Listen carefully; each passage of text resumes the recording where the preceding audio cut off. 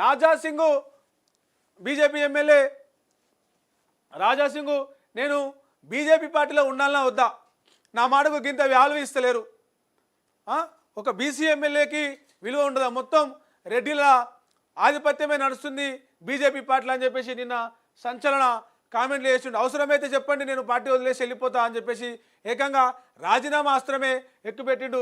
ఒకసారి డీటెయిల్స్ చూస్తే బీజేపీకి రాజీనామా చేసేందుకు ఎమ్మెల్యే రాజాసింగ్ సిద్ధమైనట్లు తెలుస్తోంది.